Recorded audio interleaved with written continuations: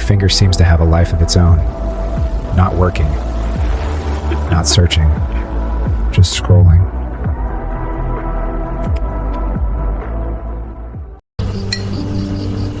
Behold the modern zombie. Fork frozen midair. Eyes glued to the screen at 2 a.m. And scrolling through memes in the middle of a boardroom, you've mastered the art of being everywhere, except right here. This action is so natural, so effortless, that we rarely consider its cost. We call it killing time, but a growing body of neuroscience and psychology points to an unsettling conclusion. Perhaps what is being killed is our own attention, our capacity for deep thought, and our inner peace. This feeling of exhaustion, anxiety, and emptiness in the endless stream of information is scroll fatigue. To understand scroll fatigue, we must first see the act of scrolling for what it truly is. It is far from a passive pastime. It is a meticulously engineered hijacking of the brain's reward system. What is really happening when we pull to refresh? We're activating a slot machine at the neural level. Intermittent variable rewards. The most powerful engine of addiction, the nucleus accumbens is the hub of the brain's reward system. When we encounter an unexpected reward, discovering an intriguing video, receiving a like, reading breaking news, it releases the neurotransmitter dopamine. Dopamine doesn't produce pleasure directly, but rather fuels the craving and seeking drive. The key lies in the intermittent and variable nature. If every refresh delivered the same reward, the brain would quickly adapt and grow bored. But when the rewards are unpredictable, sometimes a flood of engaging content, sometimes nothing, the dopamine secretion pattern becomes hyperactive and sustained. This is the exact same mechanism that makes gambling and slot machines so compelling. Social media platforms are essentially slot machines loaded with infinite credits. Every pull to refresh is another pull of the lever. What we're truly chasing isn't the information itself, but that tantalizing anticipation that the next one might be the good one. This perpetual state of hunt locks us into a mode of continuous partial attention. We can no longer focus fully on the present, because the background processes of the brain are constantly scanning the environment for the next potential reward.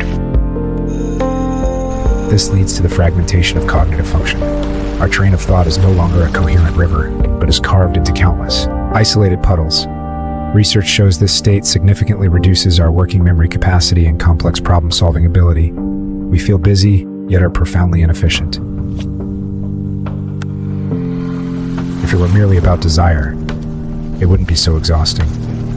The true cost of scrolling lies in its ability to simultaneously ignite the three primary sources of modern anxiety. First, the curse of social comparison.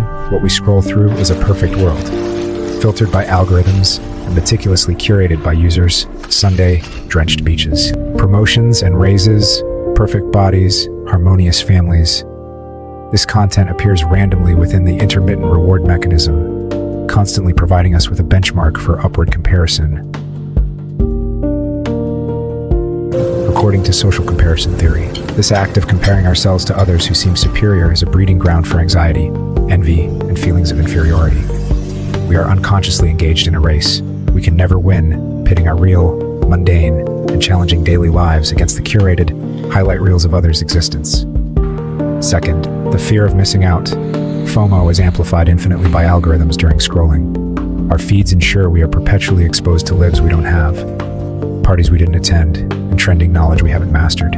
What it sells is not information, but a pervasive anxiety. The fear that if we pause even for a moment, we will be left behind by the times and marginalized by our social circles. This anxiety drives us to stay online, constantly refreshing, trying to catch every trend. In the end, we become like someone frantically grasping at all the door handles, trapped in the doorway, utterly drained. Third, cognitive overload. The tsunami of information. Our brain is a biological processor with astonishing computational power, but limited bandwidth. Facing this perpetual, algorithmically optimized information tsunami, our prefrontal cortex, responsible for higher cognitive functions, is overwhelmed. When the influx of information consistently exceeds processing capacity, the brain's alarm system, the amygdala, is activated more frequently, triggering a low-level stress response. This is why, after spending hours scrolling on our phones, we often feel not fulfillment but a sense of inexplicable irritability, mental exhaustion, and an inability to concentrate. This is not laziness. It is physiological fatigue induced by cognitive overload. Recognizing the problem is merely the first step. The more critical task is to reclaim sovereignty over our attention. This doesn't call for total digital abstinence, but rather necessitates a digital diet, a strategic and intentional use of technology.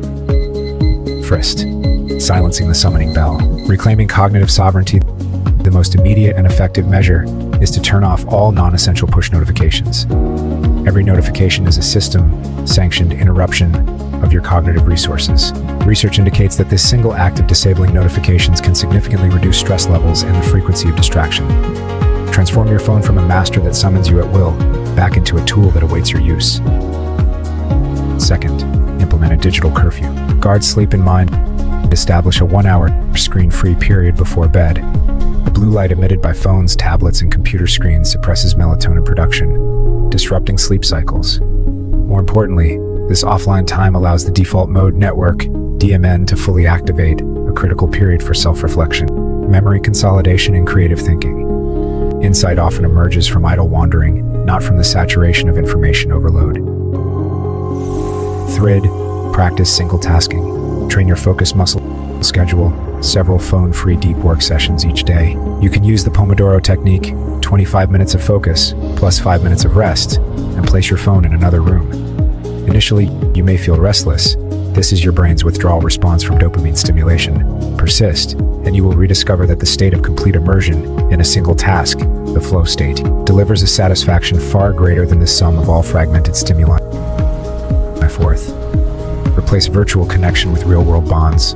Consciously fill the time once spent scrolling with high-quality, offline social interaction, face-to-face conversation, eye contact, and non-verbal cues trigger the release of oxytocin, a neurochemical that promotes trust and alleviates stress, serving as a natural antidote to anxiety. Conclusion: your attention is everything. We pick up our phones with the original intention of connecting with the world, accessing information, and unwinding. Yet, the design logic of digital technology masterfully exploits our cognitive vulnerabilities, leading us instead to a state of exhaustion, anxiety, and disconnection.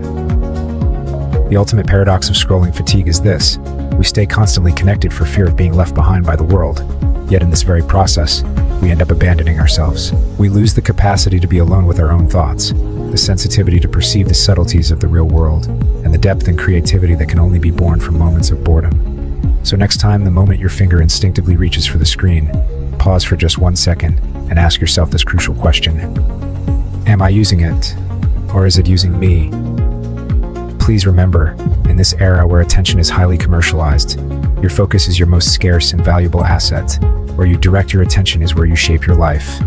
Choose awareness. Choose depth.